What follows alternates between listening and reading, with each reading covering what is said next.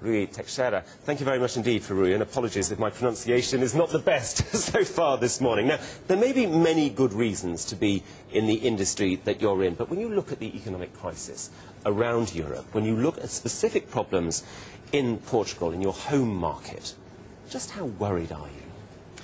I mean, definitely what's going on throughout the markets, and particularly in the Portuguese case, affects the business in general. I would say that there are two main impacts of the entire turmoil.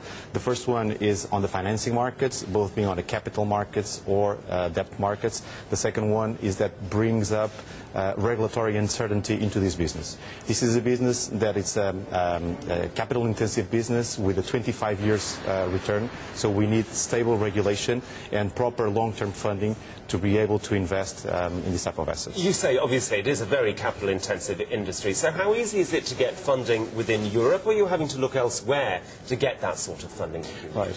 I would say that the banks over the last years have become very focused on deleveraging, and they have very strict capital allocation rules, so they target very good projects and quality sponsors.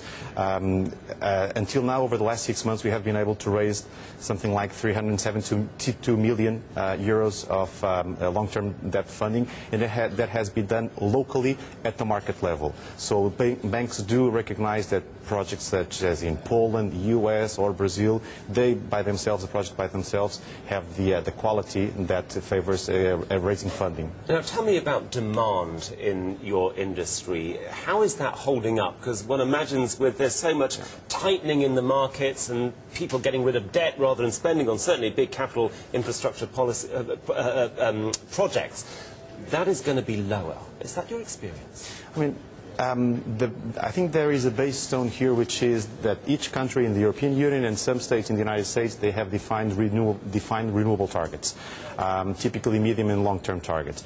And this is what effectively generates the demand for these new installations. So as long as these targets are kept, and by the way, even throughout this turmoil, no country, no state in the US have touched these targets, so they have kept their commitment in terms of having environmental posture. As long as this remains in place, demand will be there to support this sort of investments. The problem, I guess, though, is pricing. Am I right in thinking that wind turbine prices are off by a quarter of what they were in the peak, and that's going to be hitting your bottom line?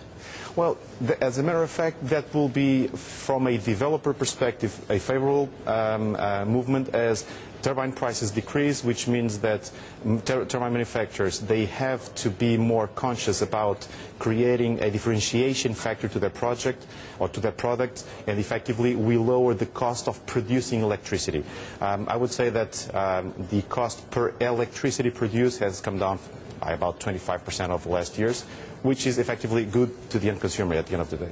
Rui Teixeira, thank you very much indeed for giving us your insight on what's happening, not just in Portugal, but with your own industry as well. Great to talk to you and see you here on Bloomberg.